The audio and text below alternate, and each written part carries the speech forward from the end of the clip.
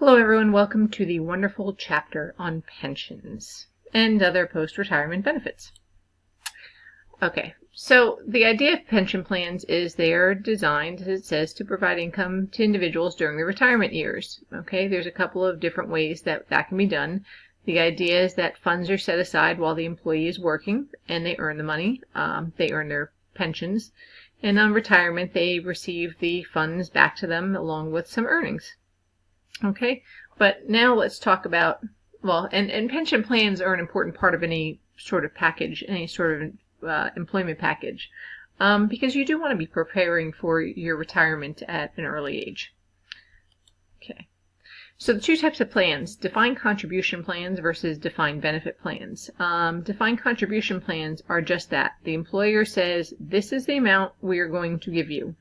And you put in your piece and we put in ours, and I think I'm stomping on my next slide here, but the idea is that it is the employer defines what their contribution is going to be to your pension versus defined benefit pension plans. Defined benefit pension plans are those that the employer, rather than saying this is how much we're going to give you every year, instead they say this is how much we're going to give you upon retirement. All right, so, and there's a pretty complicated calculation that we're going to go through in this chapter on how to come up with what the defined benefit pension plan formula is. Let's start going into defined contribution, and we can talk about this a little bit more. With defined contribution plans, the idea is that the employer is saying exactly what they're going to give you. And it's up to the employee then to decide how they're going to invest that money. So the success of the pension plan in the defined contribution system is on the employee, not the employer. All right? It depends on how the funds are invested, or did you contribute to the contribution plan, and so on.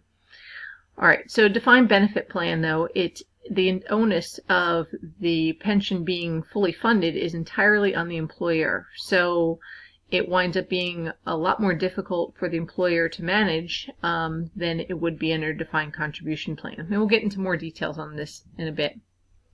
Let's talk about defined contribution plans because that's the easy one. Defined contribution plans are those like the 401ks and such that you're used to. And here's some examples that you see on this slide.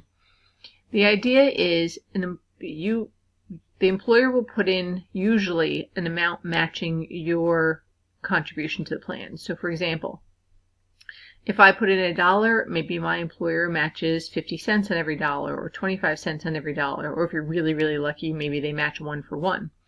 But that's pretty unusual. But the idea is that for every amount that I put away, my employer matches up to a certain amount. Maybe they'll match 3% of my total earnings or so on. But the idea is if I'm putting in, they put in. And that's where their obligation stops. They put in whatever match that they have agreed to do during the year, during the time that you're working, and that's it. So where you invest that money, however many employers have several sets of options for investing their funds. That's completely on the employee to make sure that his or her contributions are sufficient for retirement in the future. Okay, once the company makes their contribution for the year, they're done. They don't worry about whether or not you've put aside enough money to retire on.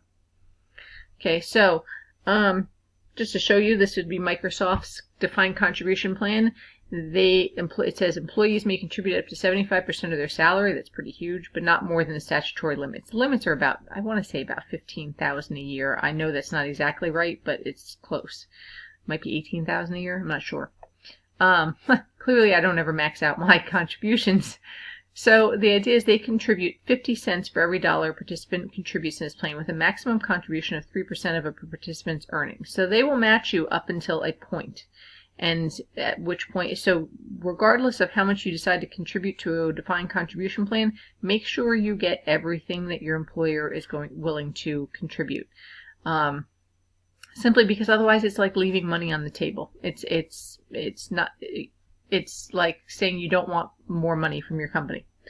and it helps you. It decreases your taxable income in the current years that you're working. It's not federally taxable.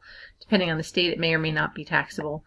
So and you can take your 401k with you anywhere you go. You can roll it from company to company. The minute you have the opportunity to start investing in one, do so.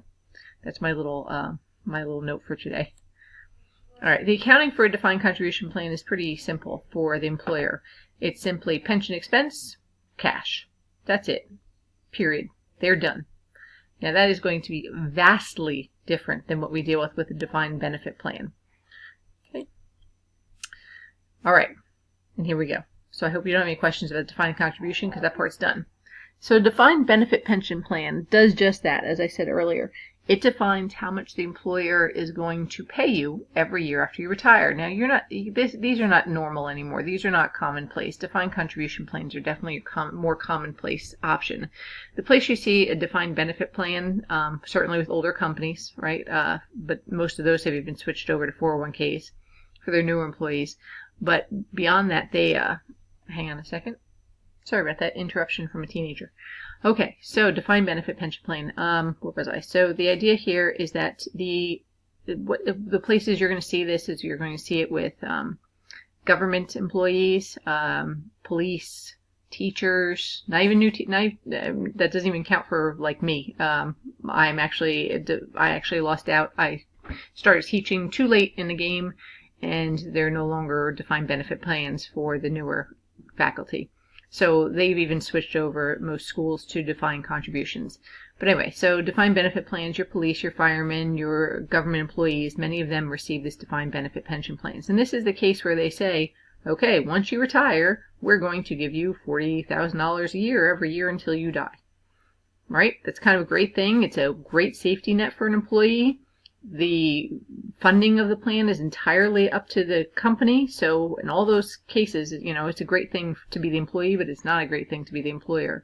And if you think about today's job economy, this isn't something, defined benefit pension plans are for when people used to work for the same company for 30 years, right? 40 years. Whereas now would be incredibly unusual for someone to work for the same place for a huge number of years. But you do see that in police stations, fire stations, and so on. Okay, so let's go. Now you understand the logic behind it. Let's talk about how the calculations on this. Defined benefit pension plans. So we're going to use, some estimates here. Pretty much everything here is an estimate, right? Because you're trying to calculate out like 30 years, 40 years.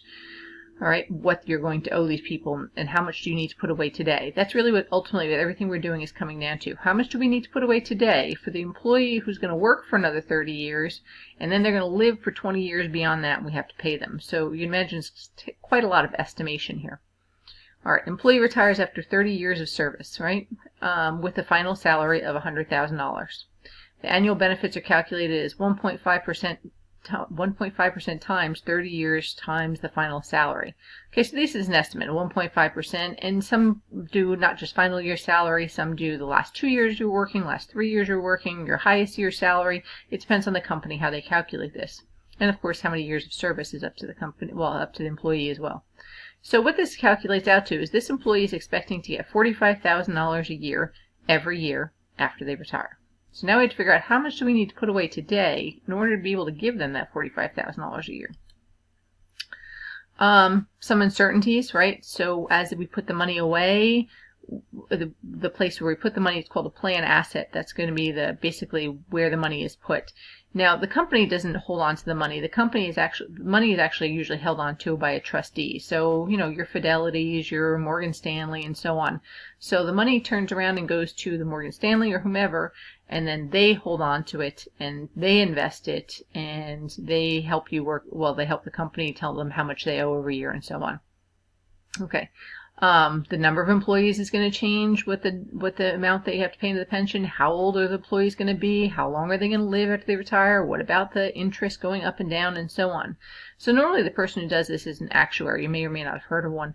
The idea is an actuary is just doing this, crunching these numbers, coming up with the estimates, how long are people expected to live and so on, and how much, this is pretty much their meat and potatoes, right? This is their kind of thing. Okay. All right. Okay, so let's see. we're going to talk about the defined pension plan. You can have gains or losses on these pension plans. The idea is when the pension obligation, and we haven't started talking about those terms yet, but when the pension obligation, the amount they owe, is higher or lower than they expected, then you're going to have a gain or a loss. If the amount of money that your assets are earning with the Fidelity, the Morgan Stanley, is higher or lower than expected, you could also have a gain or a loss. All right, so this is what I was saying before. Plan assets are set aside by the employer and from which to pay the retirement benefits in the future, and the idea for that is that it is being held by a third party. All right, and the periodic expense is just the expense of having a pension plan. We're going to get, this is just a little bit of terminology here. All right, we talked about this. Okay, we already talked about that. All right, so I am going to start let's talk about this briefly, and then I'll get on to the next section. The components of a pension plan. We've got service cost, interest, return on the plan assets, prior service cost, the amortized portion of prior service cost, amortized portion of gains and losses. That gives us pension expense. Okay, so there's a lot of pieces in here that we're going to cover and are going to be new to you. And we'll get into that in a moment.